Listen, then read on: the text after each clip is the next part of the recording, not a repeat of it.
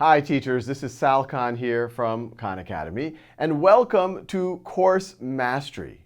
So back in 1984, famous education researcher Benjamin Bloom published the famous 2 Sigma study where he showed that a student who works in a mastery learning framework with a tutor one-on-one can operate 2 standard deviations better. So the student who is operating the 50th percentile can operate well into the 90th percentile, 95th, 96th percentile. You fast forward to today, there have been over 200 studies that have backed up his claims. On top of that, you as an educator know that your students enter your class at all different levels. You also know that differentiation has always been considered a best practice in education.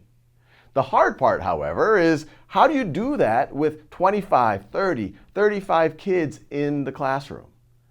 All of us at Khan Academy, we firmly believe that if we had to pick between an amazing teacher and an amazing technology, we'd pick you every time, the amazing teacher.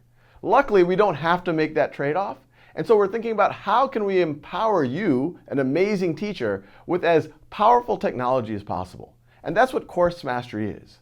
It's a way for you to set mastery goals for your students, and these goals are fairly large goals, so they'd be appropriate for over a term or over a school year, and you set it once, and then you can feel confident that over the rest of the year or the rest of the term, your students have things to work on that are appropriate for them.